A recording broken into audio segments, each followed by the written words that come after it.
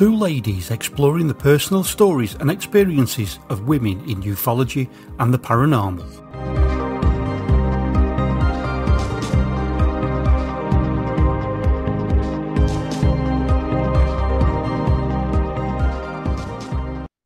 Hello, and welcome to our next episode of Women of the Dark.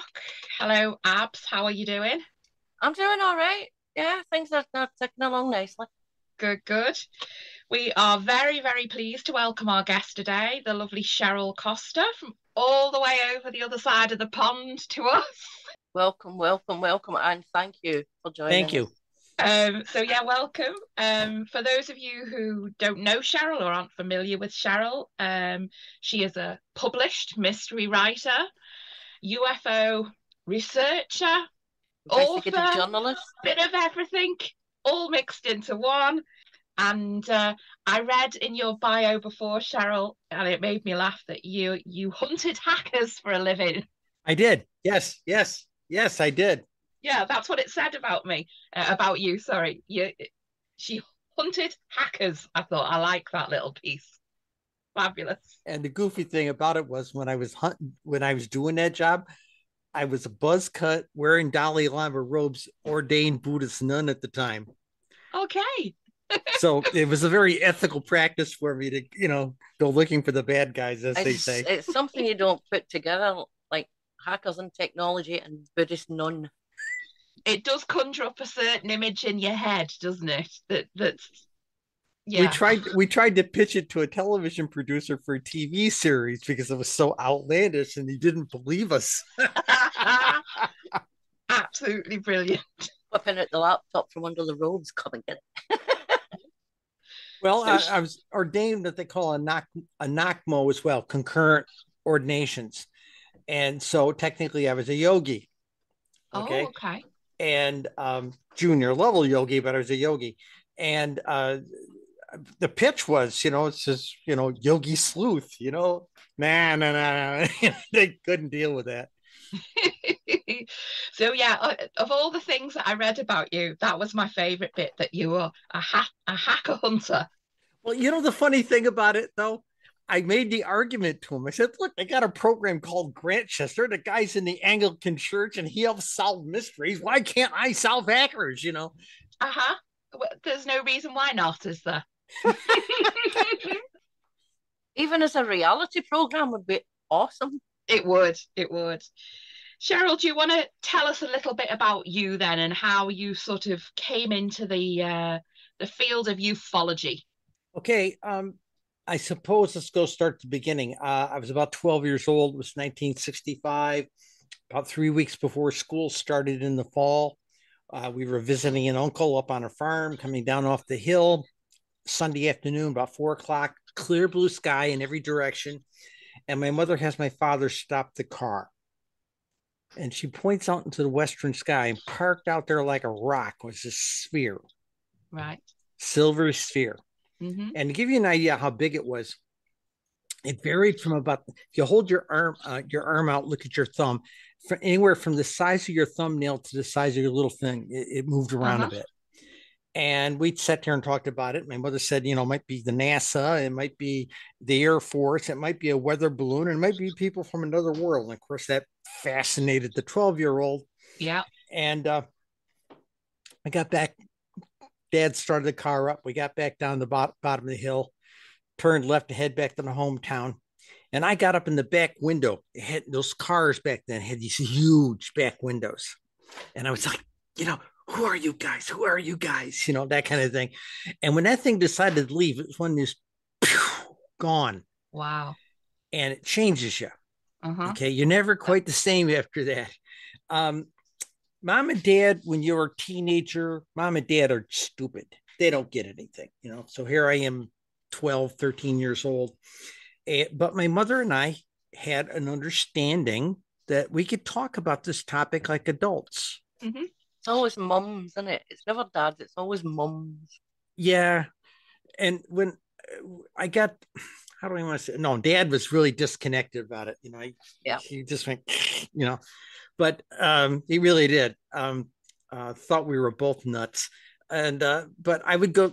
I remember I was a boy in those days. Right. Okay, so I would go to the barbershop. There'd be magazines, UFO stories, Argosy magazine. Hey, go, take it across the street to the coffee shop, get it coffee, take it home, you know. And so that got me interested. When I got out of high school, I went right in the Air Force. And from that moment I went in the Air Force in August of 1970, it started a 32, actually closer to a 42-year period of being under a security clearance. Mm-hmm. And we had been in the Air Force a couple of weeks, and they took us, a bunch of us, into this room and showed us this list of 150 organizations you can't be a member of and have a clearance. Right. And MUFON was on that, you know, the Mutual UFO Network. Really? They'd only been around a couple of years. Wow. Okay. And their predecessor, APRO, was also on there. So we said, okay, I'm just gonna just keep this under my hat. Fine. I saw a UFO on Christmas Eve, 1971, when I was stationed in Vietnam. Mm-hmm. Okay. So I always had an interest. I always read things as they came by, but I wasn't a fanatic about it. Yeah. Okay. I had to go on a business trip in around 1990. And I got hospitalized while I was out of town for almost 2 weeks. Wow. Okay. And on a business trip, you know, how inconvenient. And the bad part about it is I had to have abdominal surgery. And when I went on the business trip, I knew I'd be gone for a couple of months. When I had put my entire apartment into storage. So I literally had no place home to come back to. Mm-hmm. So this friend of mine, I called him up. I said, do you got someplace I can crash? And he says, tell you what, my dad's on chemo. Come on over. I'll give you the keys. Stay at my house, feed the cat. I'm happy, go, do it. I said, fine. I ended up staying there 6 months. This guy had first edition hardback UFO books from all the top authors up until that point. Yeah. And so I was like going to college. It was really cool because the guy didn't have cable, so I had your own personal library. So, okay, fine. So I have this heavy thing with there. Okay, fine. I go through, I was in the Air Force for 2 years, served in Vietnam, had to get out because of hardship discharge for my family, had the flood in the hometown. House was filled with water to the second floor. 2 years helping them with that. And then I decided to go back in the service. This time I went into Navy and got 2 years of high-tech training. Mm-hmm. Okay. So I was still a boy person. So I was in nuclear submarines and I was trained to do electronic intelligence gathering. Okay. Didn't matter whose ship it was. We fingerprinted it electronically.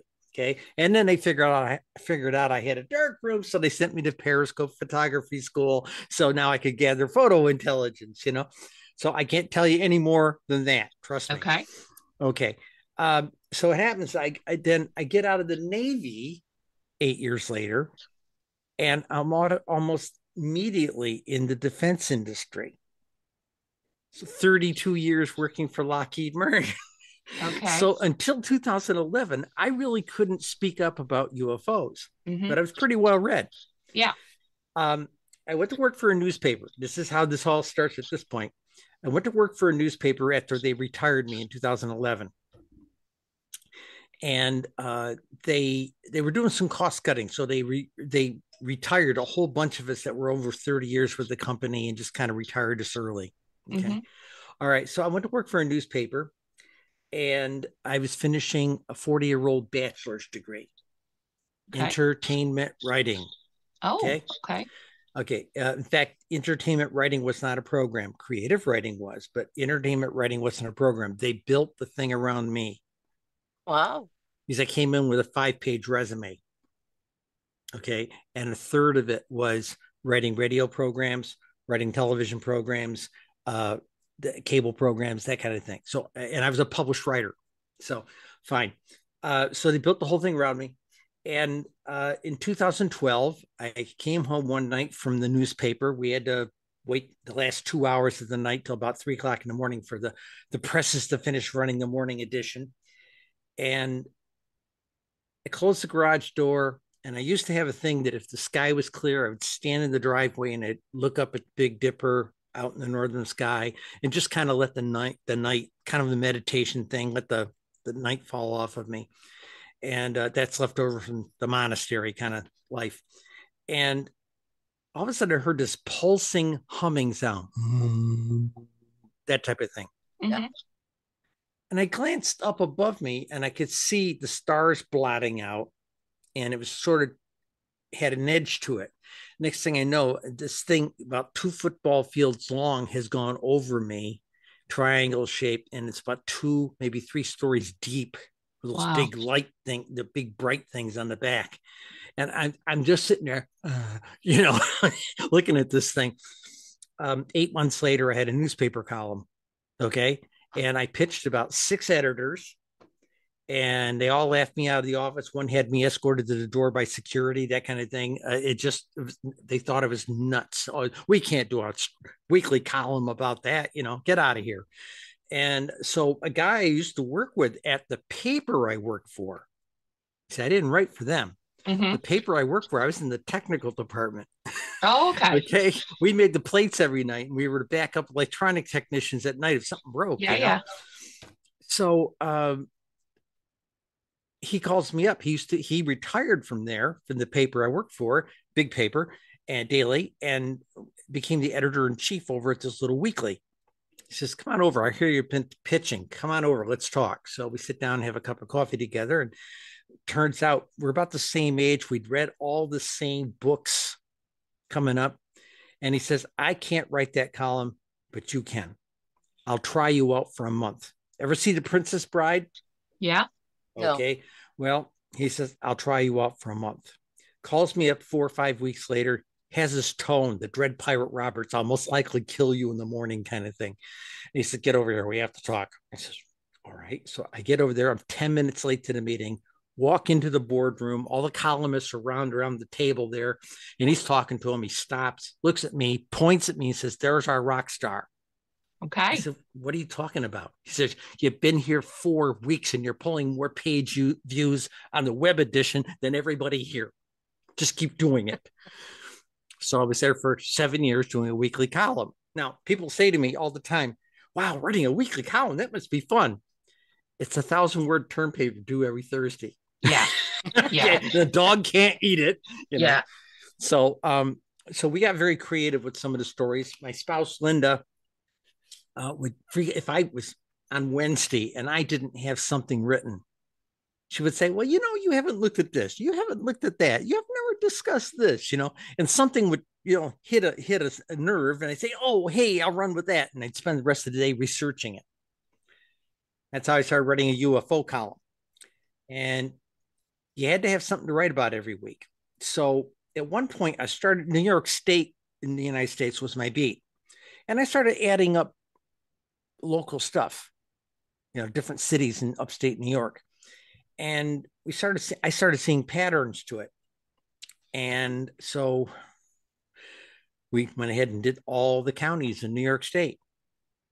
And the goofy thing is MUFON collects county data. National UFO Reporting Center doesn't.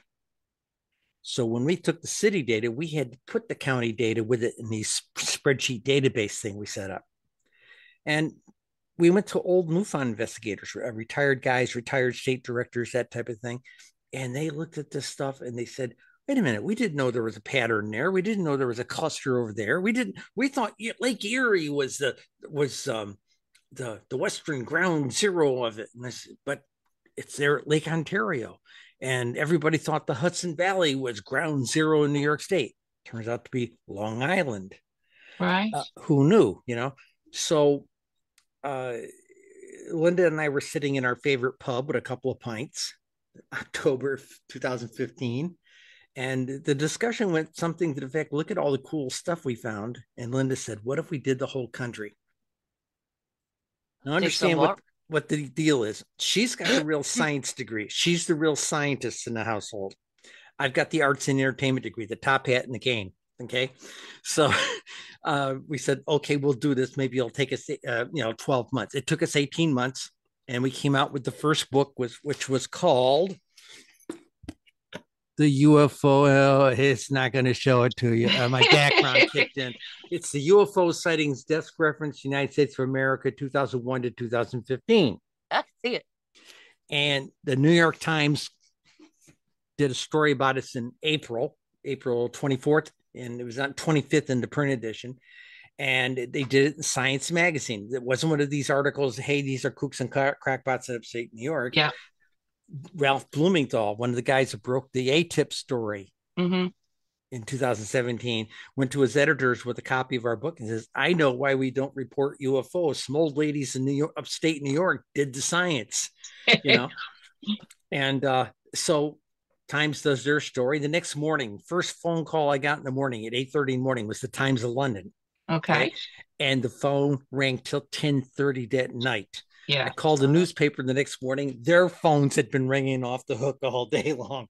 We were talking to news directors and editors all over the world from a dinky little paper in upstate New York. That's all it takes, isn't it? That's all it takes. That's all it takes. So I run my mouth too much, but that's basically how we got into the UFO statistics side of the thing. And these days, where a number of people refer to us as the mothers of UFO statistics, is not even Project Blue Book did this stuff. So no, absolutely an amazing tale.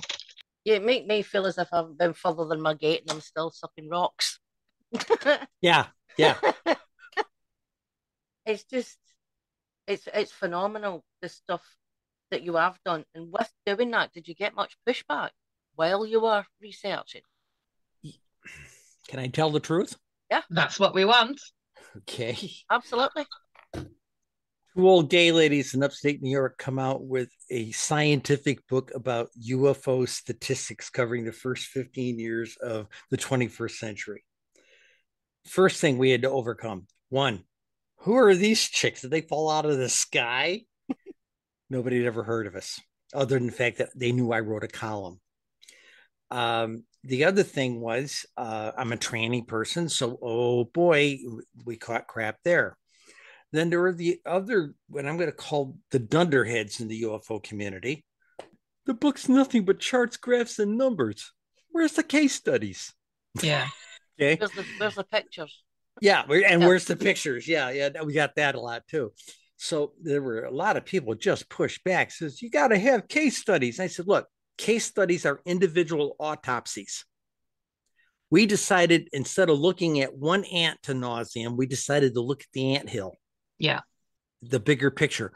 And coming from Linda's side of it, use that autopsy thing. Instead of looking at one autopsy, we decided to look at the disease model, the bigger model. Okay. Look for clusters not based on hearsay, not based on folklore, which a lot of it was, based on real numbers. Okay. And all the places that people told us in New York State or for that matter, any place else in the United States that were supposed to be these big hot spots weren't. Other places were. They were just the ones that was getting the most talk. Yeah. How did you deal with all the negativity and the backlash that comes with it? Because it's something that Abs and I have spoken to other people on our show about before, and it's things, it's something that we've experienced as women in this area. The name calling, they must be nutters, they must be, need locking up in some lunatic asylum. How did you deal with that and get through that? Because it's hard. I think it was a little harder on Linda because when I went through my transition, I got outed nationally. Right. And it actually ended up being a blessing because I was able to keep my clearance because I couldn't be blackmailed. Okay. I had a government guy come to me at one point. They realized I was mid-transition. I was getting pretty soft in the office, but still wearing a shirt and tie to work, Yeah. And double pierced earrings, eyebrows were getting thinner, mascara a little bit, and permed hair, So they said, well, we think you can be blackmailed. I said, okay. I said, what if I could fix that? We can't see how, but we'll be back in 3 weeks. We'll turn your clearance off in 3 weeks. See you in 3 weeks. So 3 weeks later, I come back in. I throw a VHS tape on the desk. I said, I'm the blonde on Phil Donahue. I'm the redhead on Gary Collins. And these were two national talk programs. And the guy said, this guy's jaw's like down here. And he's going, my God, you came out on national television. I said, can't be blackmailed. Oh, and I ran copies for all the guys in the office. We gave them to them, and they took them home and watched them with their wives. Everybody knows. And I got a letter from the Defense Department about a week later. It says, we want you to see a Department of Defense certified psychiatrist. We think what you did on national television was bad judgment. So I said, sure, just send me to somebody who's qualified in sex and gender. And they said, no problem. So they sent me to see this guy down in DuPont Circle in DC. Now, understand, DuPont Circle in downtown Washington, DC is the gay district. Oh, okay. Okay. So I'm there talking to the guy for about 20 minutes. I show him some of the articles I was writing for one of the national trans magazines at the time. Okay. And he looked at my stuff. He talked to me for 20 minutes. He says, Cheryl, you're saner than the people who sent you here. He says, but we got to run a full set of psychologicals on you because they're going to pay for it. I said, I just had a full set done at Hopkins. He said, no, don't worry. It's on there, nickel. Let's do it. So they ran me through the ringer. Comes back, paperwork comes back, subject X, and this guy had other psychiatrists look at it and says, wow, this person should be in Mensa. Oh, she's a little hysterical. She's visually oriented. She's dyslexic, but perfectly healthy woman took this test. Would you like to meet him?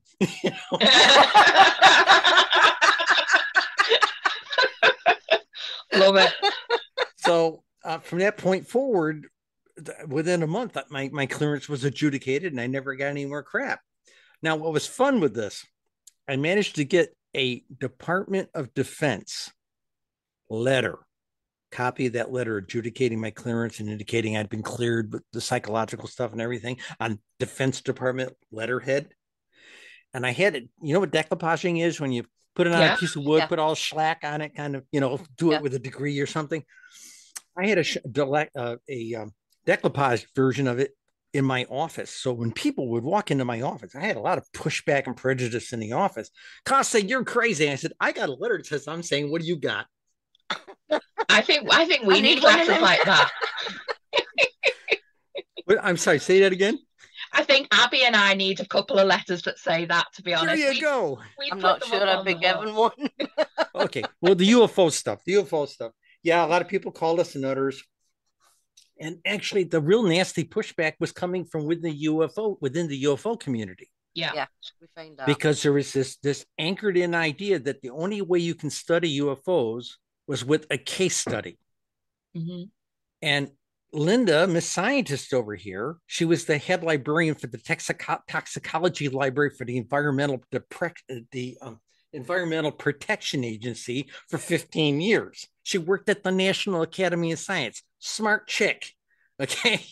So her argument back was there's more than one way to crack a nut, and there's more than one ways to investigate a topic matter.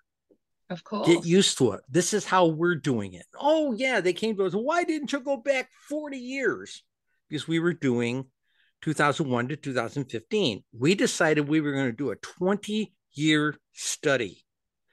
All we were going to do, we weren't going to prove what they were. We weren't going to case study. We were going to measure the scale of the phenomena. All about the numbers. Something very much different. Just measure the scale. How big is it? How many states? How big numbers do they have? Okay. And try and glean other information out of the data, before we came along, everybody said that, well, the places where most sightings are in the major cities. And if you're just plotting dots, yes, that's true. But when you analyze the data, it's happening in the suburbs, the bedroom communities, the unincorporated communities further out, and the rural communities. By the way, not all day long, but between 7 o'clock at night and 11:30. Who knew? Nobody knew that till we crunched the numbers and showed what it was. John Keel wrote a book back in the 70s. Hats off to John Keel for even doing numbers back then. But he had a small database, only about 1,000, and it was skewed to the Southwest.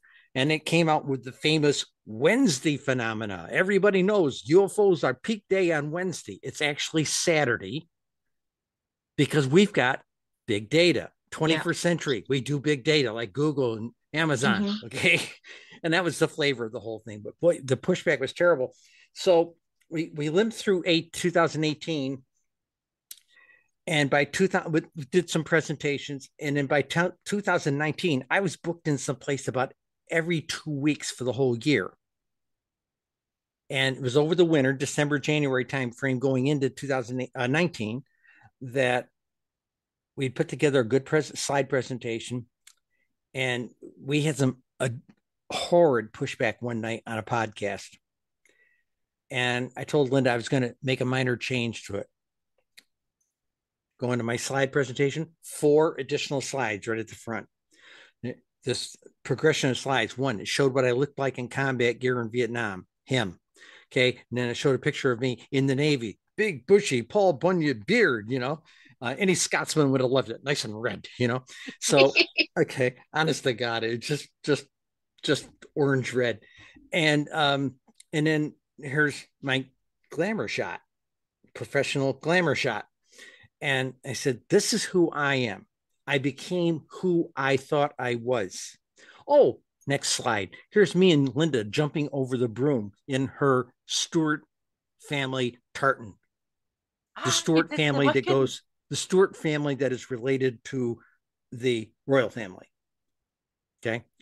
Diana's side. And I said, and first show I did this in was in Nevada. And I thought, I'm going to get stoned off stage. I showed those for a couple of slides, and I looked at them and I said, if you can't deal with us, you're never going to deal with ET. Yeah. I got 600 people standing ovation. Wow. Just blew me away. Now, the funny part about that conference was I'm backstage. I don't know the sound guy is out in the house. He's got the board back there in the back of the house with the pots and everything, right? Yeah. I'm backstage. I slept wrong. I had a little bit of I don't want to call it a sore throat, but I just say my voice was off. And I'm back there trying to clear my throat. They got the microphone on me. I don't know it's hot. So I do one of my little theatrical things. My name is Mishenka Petrova. I am former colonel of Soviet Air Force. I trained in Ural Mountains. I am a flight surgeon. Dig a hole. A moment later, I'm hearing it bounce back at me and echoing through this big cavernous house in the hotel. I'm going, oh my God. So I'm going, oh boy. So when I first come out to do the presentation after the introducement, the first thing I did was greet them in Russian. Pretty vet tvorishes, Don't ask me how I know Russian. I'll be classified.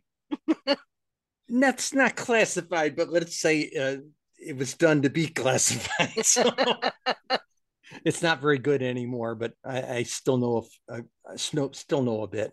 I've been known to tell my spouse good night in Russian. So not that I intend it, just when I'm really tired, It just comes out.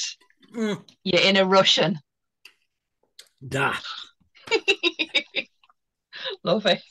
So the rest of that year went very well with that presentation, and we really turned some heads with what the data we had just then and what we've got now. After in COVID, we had all dressed up, no place to go. We built the Pink Book, which is the 2020 version. So the reason it's pink, in 2019, before we knew about COVID, the usual suspects, our lobbyists in DC, called us up and says, Senator Rubio is going to attach a bill to hold congressional hearings. They were on the inside track. And he'll probably attach it to something like a continuing spending package or something like this for the military, something they know will pass. And eventually, maybe in 2020 or 2021, we'll have hearings. Again, we did not know COVID was coming. And he says, Cheryl, you and Linda are the only 2 people that's ever done the statistics. Not even Project Blue Book did this. Would you be willing to testify if called? I said, of course. Wow. of course, our attitude was, please understand, we used to both be defense contractors in DC. We spent our whole career trying not to testify before Congress. Okay. So we said, sure. So Linda was not comfortable with this, but she's okay. Yeah, got to do it. So we were sitting there having afternoon. We practice afternoon tea in this household. Very impressive. Tea, 4 o'clock, 4:30, tea and biscuits. Okay. Got a special little electric kettle and everything. Okay. Yeah, we're Anglophiles. Okay. So, that's okay by us. So we're sitting there talking about this. And I said, okay, imagine congressional hearings. We're on C-SPAN. Guys up there, senators, congressmen, leafing through things, big, thick books and people's reports and papers and everything. We want them to know, and their audience, television audience to know, it's a couple of women that made that book. So we decided to make it bright pink, bright enough you could flag an aircraft with this. Why would it make a difference that it was women that did the book? Because there was lots of people in the UFO community that didn't think women should be in UFO research. They still don't. And they still don't. You bet. So we did that. We even dedicated to Coral Lawrence, who was the 1952 formed the APRO, which was a predecessor to MUFON. Okay. So that's where we went. And if we do our UFO, and we just got done doing a 50 book series when we did those other books, we could only go to the state and county level, and still we had a 400-page book. And people ask me, Cheryl, how come you don't go down to the city level? Well, 2020, we attempted to do that in the lab. We were sitting there on the big work table, and we tried to run those kinds of reports. And we did a test run based on a way we like to generate our reports. And the way it would be your county, your zip code, your hamlet or village or city, and then all the shapes that were seen across 20 years, 2001 to 2020. And we did a test format like that and aimed it at a PDF to see how big it would be. And it would have been 3 Oxford dictionaries deep. Wow. Okay. So we said, can't do that. One, it's tough to get a book like that binded. Nobody's going to buy it. Okay, it's too expensive. So we decided to do a 50-state series. We had to do about 800 hours worth of cleanup on the database because we found out that 3.5% of the data, remember, we're dealing with 169,632 records, almost 170,000 records, okay? 3.5% of that, they didn't enter a city. They gave you all the rest of the information, but didn't tell you what city they were.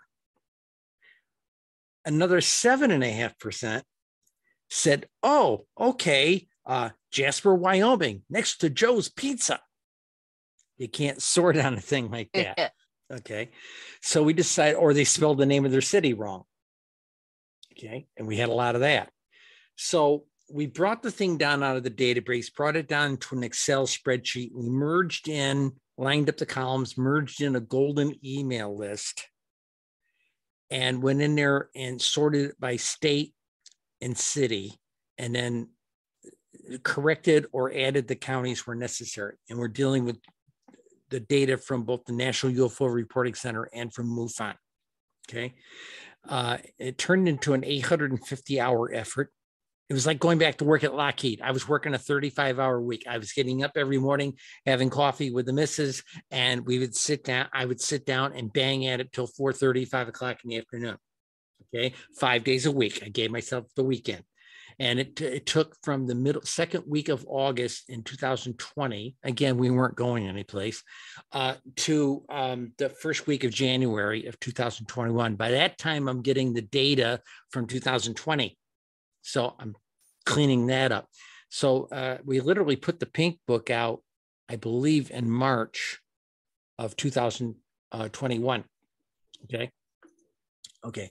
But we looked at the idea of doing the city of what we called the cities book. And the only way we were going to could do it was to generate 50 individual books. Wow. And we called it the UFO State Statistics Series, UFO Scholar State Statistics Series. And we built them all over the past year. And we decided we got them all built into PDFs. And then what we started doing was on October 31st, Halloween. Hey, I'm a card carrying witch. Got to do it on Halloween. It's good luck. Okay. So we launched the first book, UFOs in Ohio and where to find them. All of them were named like that. UFOs in California and where to find them. New York and where to find them. That was the series name.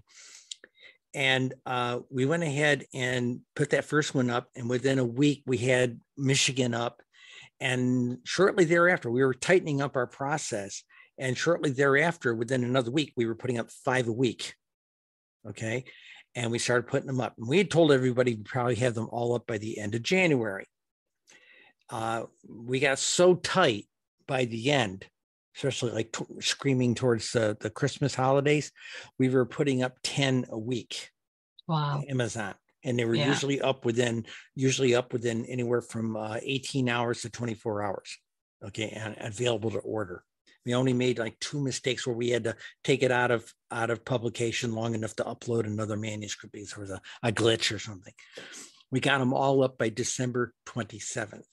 We did it in under 60 days. That's some going. Yeah. Talk about having people, people ask you on a resume, what was your greatest achievement? That's the one I'm pointing at right now. Yeah. We published 50 books in 2 months, So that was the big effort. Now people are bugging me. What's next? What's next? I said, look, I'm kind of cooling down from what I just worked on for the past year and a half, 2 years. Okay.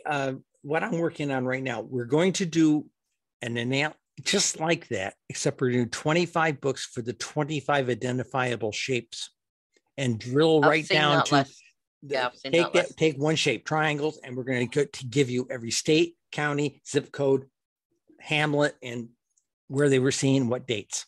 Okay. Where do you get your data from? Is it just like the 2 sources, or do you do just National UFO Reporting Center in MUFON? That's the place most people now. A lot of people were pointing me at mom and pa sites and things, but half the time the same report was also on one of the other big sites. So it was just easier to do that. I've had people ask me to do it for Europe, and I can't. I can't get anybody to give me the data. There's no national. No, there isn't. Agency for reporting it, and when you do put a Freedom of Information Act in, as we have found out recently, again, they are not forthcoming. Yeah, no, MOD's not helping you out, are they?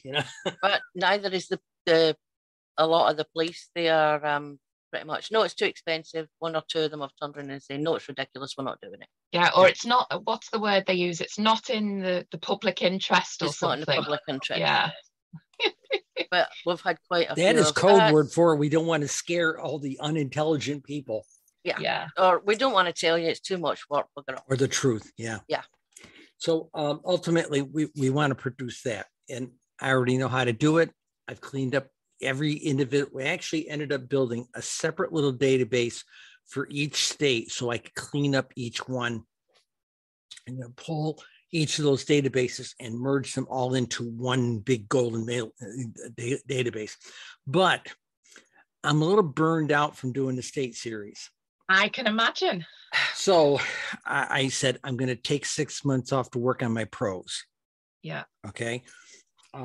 Magical Musings of a Rogue Witch. Excellent. And I'm a semi-retired Wicca priestess of 44 years.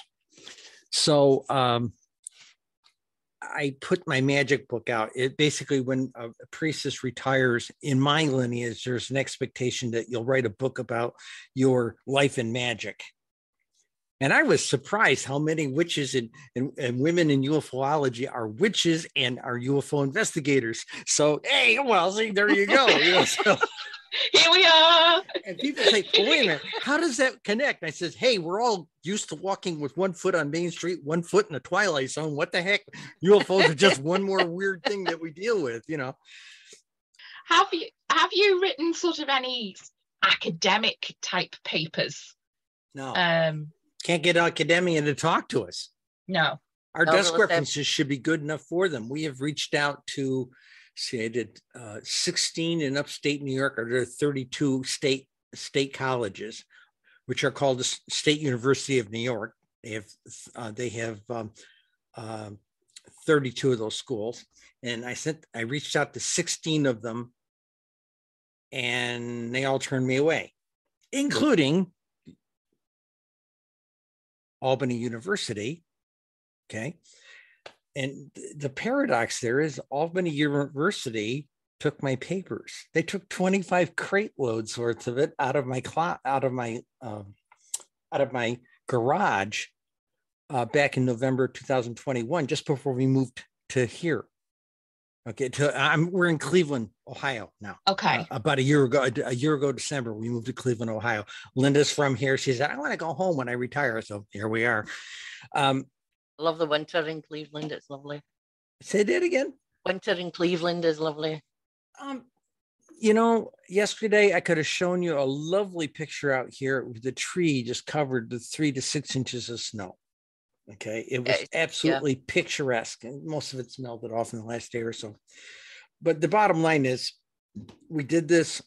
We reached out to colleges. We moved here. We're in a place called Cuyahoga County. It's the county where Cleveland is. We're in the burbs. We're in a place called Rocky River. And I reached out to 8 of the major schools. And like a couple of them are they're very much up there, like Case Western Reserve University, that kind of thing. Linda went there. And we made them an offer. Allow us to come and present our data. Crickets. New York State, I reached out to any college I reached out to of the state university system. I reached out to the physics department, anthropology, sociology, earth sciences, okay, and mathematics.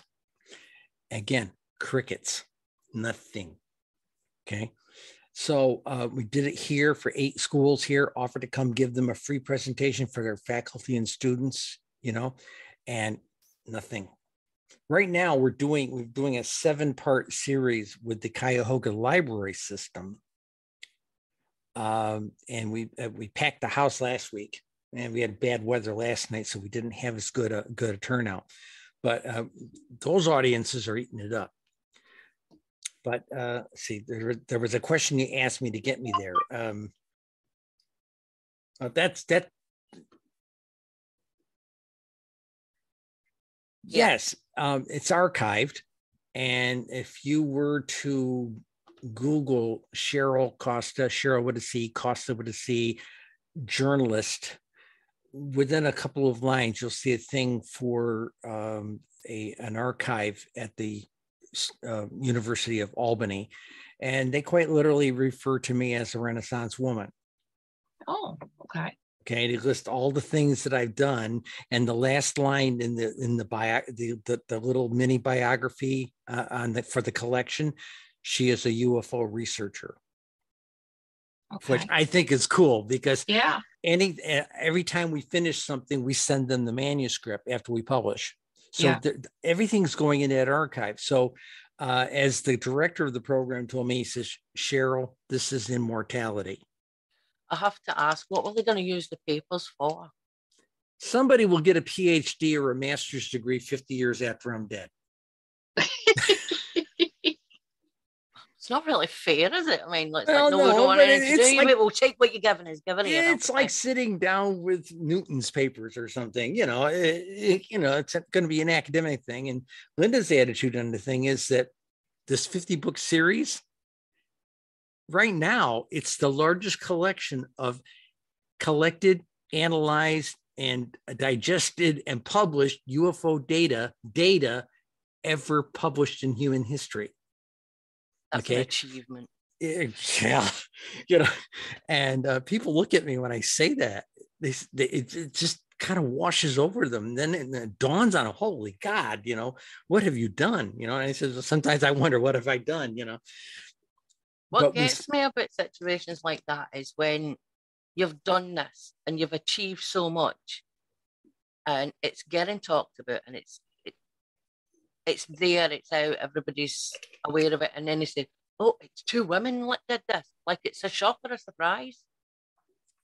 Oh, the other thing they say is, a woman and an almost woman made it. That's honest to God, I get that too. Oh, that's rude. Yeah. And people, excuse me, people say to me all the time, well, you just changed gender a couple of years ago, right? I said, no, 33 years ago, hon. It's old news.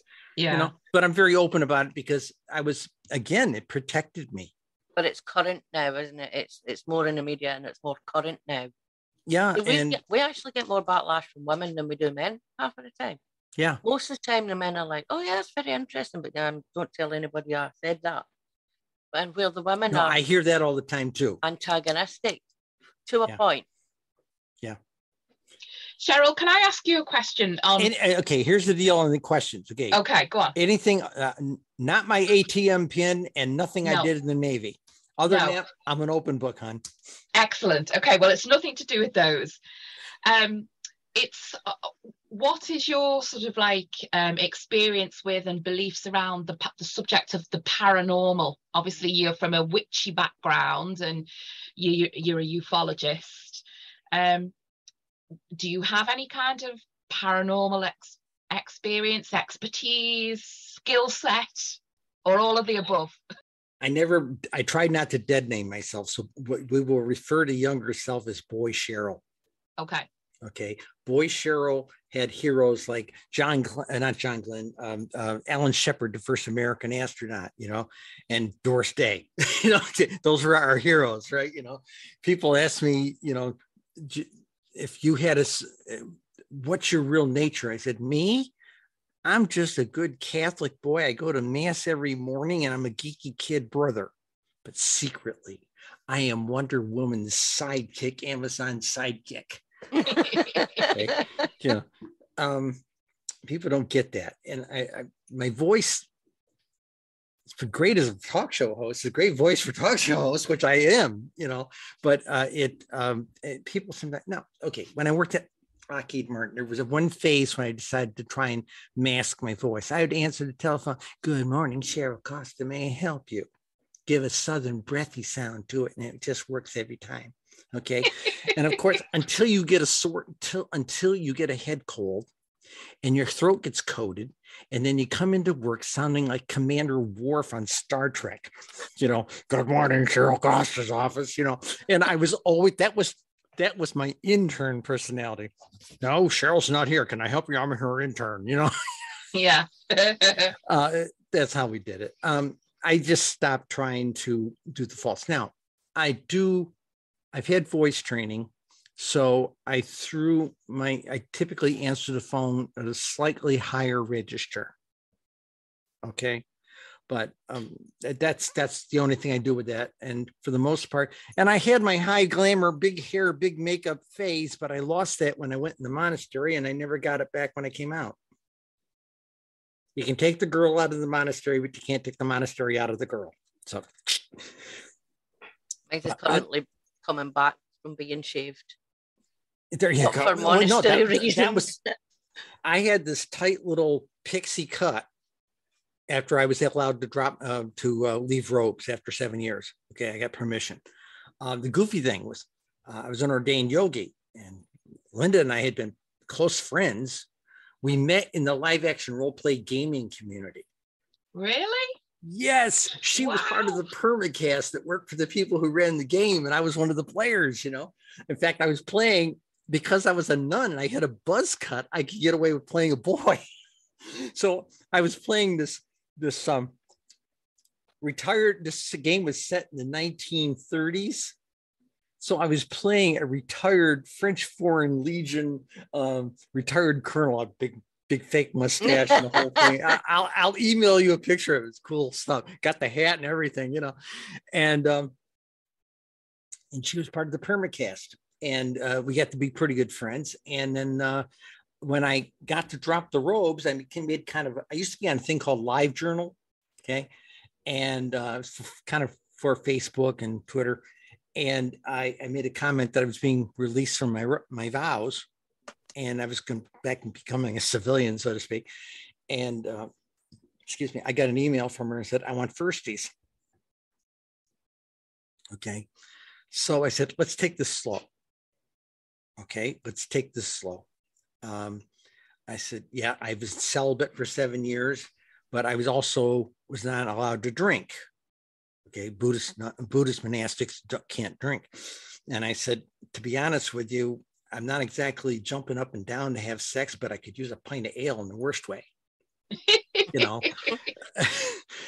So again, we said, all right, fine.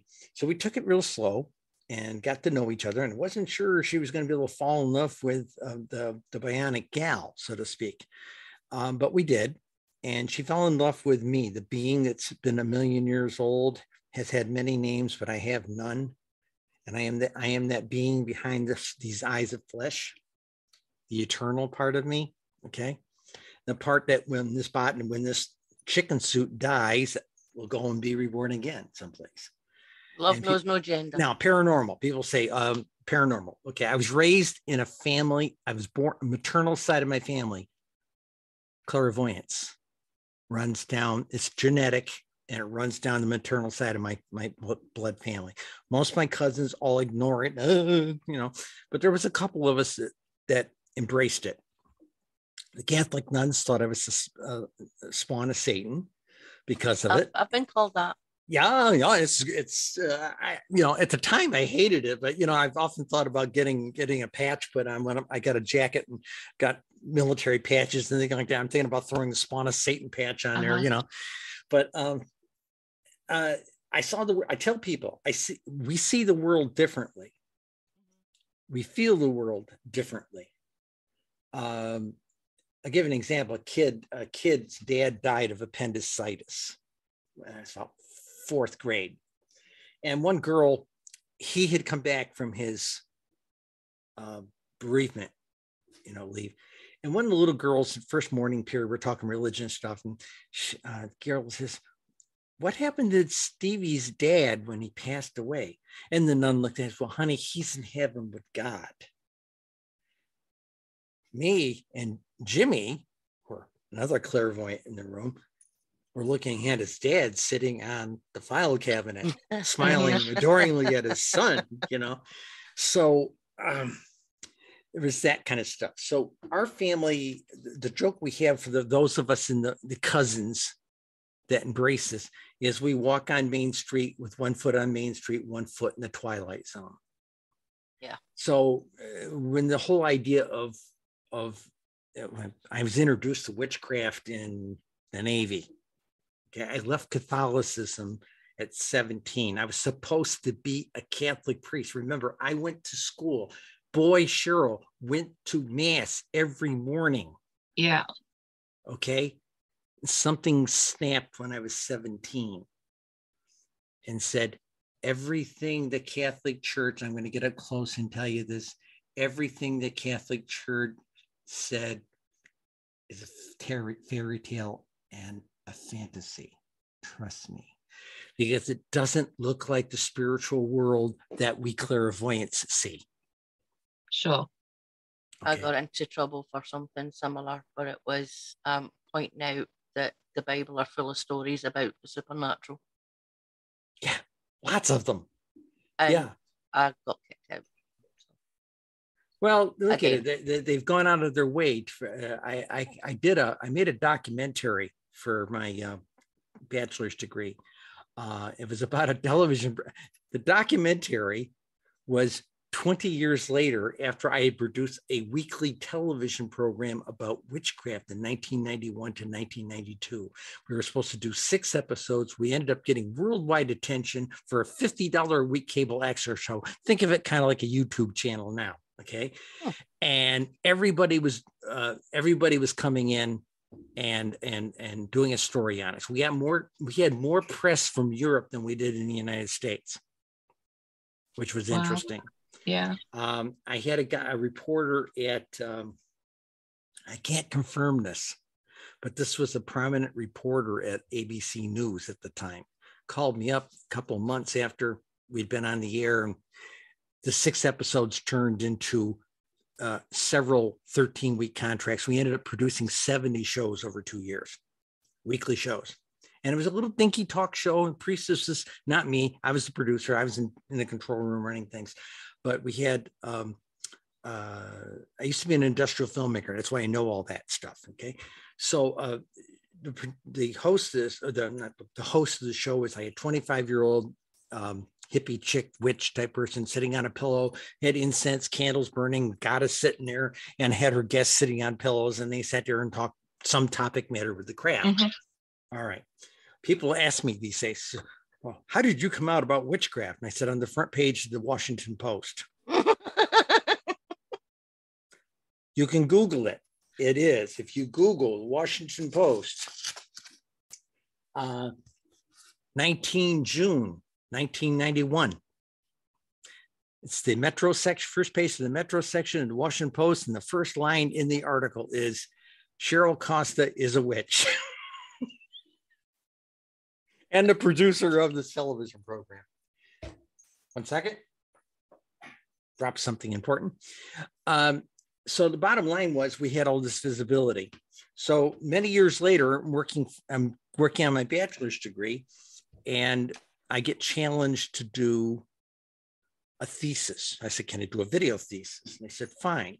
So we went back down to DC, found a lot of old cronies that we knew, took video equipment with us, lighting equipment, had rented a hotel suite for a weekend, holiday weekend, and had people who were familiar to the show or had appeared on the show come up into the suite and sit down and let us interview them. Of course, the poor maids at the hotel came in and saw the television lights in our hotel suite, thought we were making an adult movie, but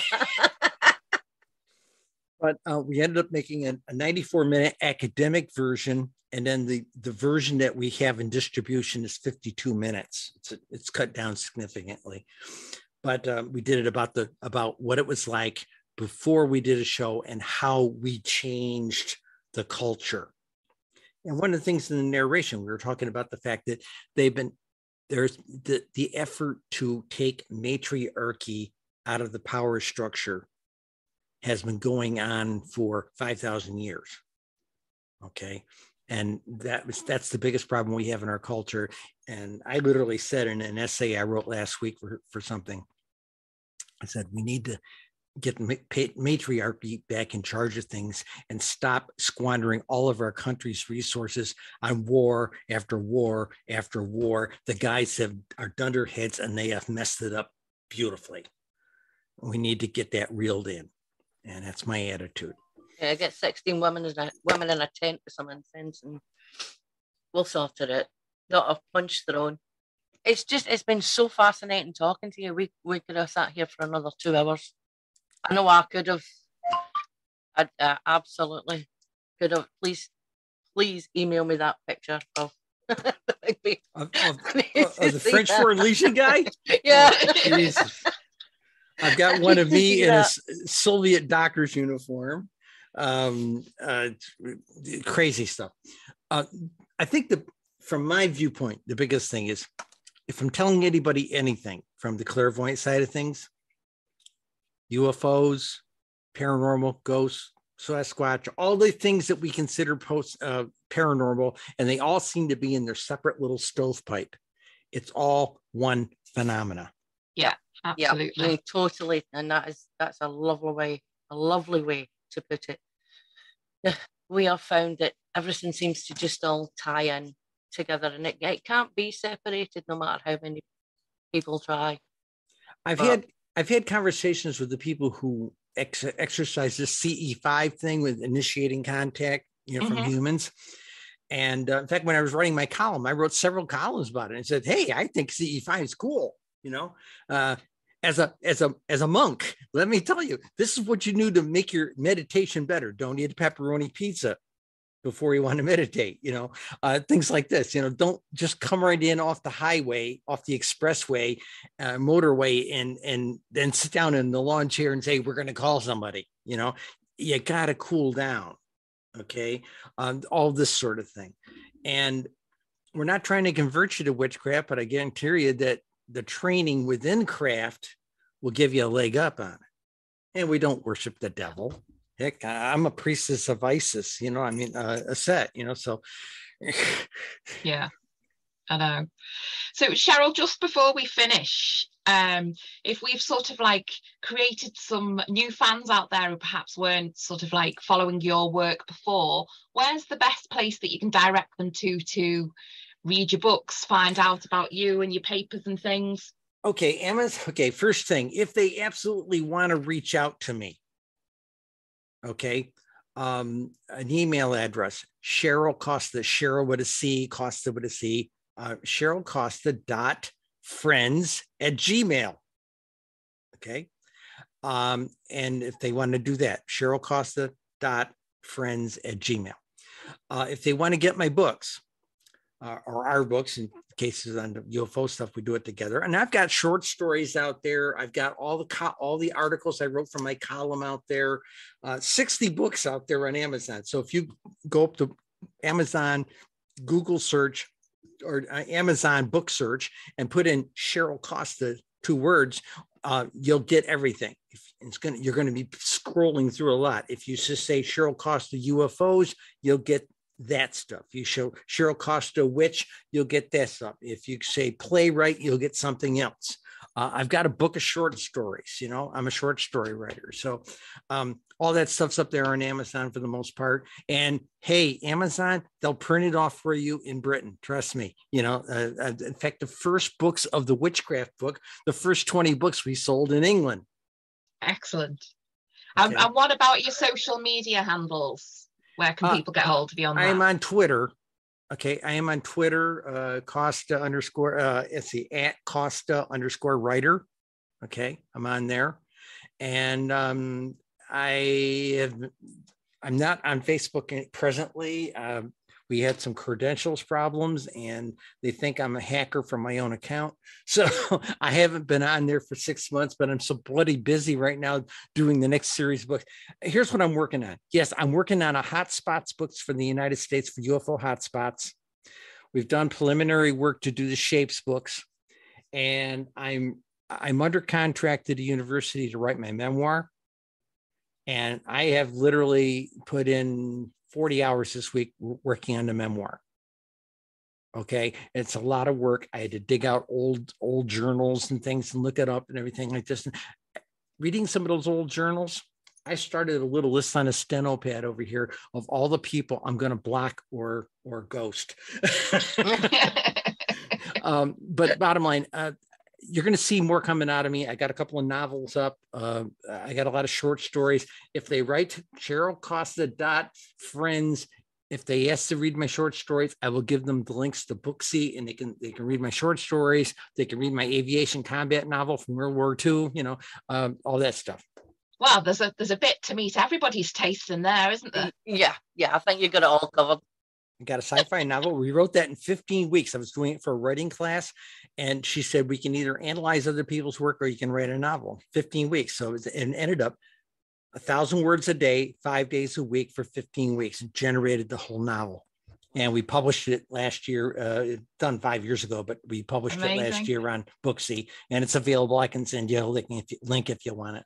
Perfect. Free. Well, thank you very much for taking the time Anytime. to speak to us over the pond.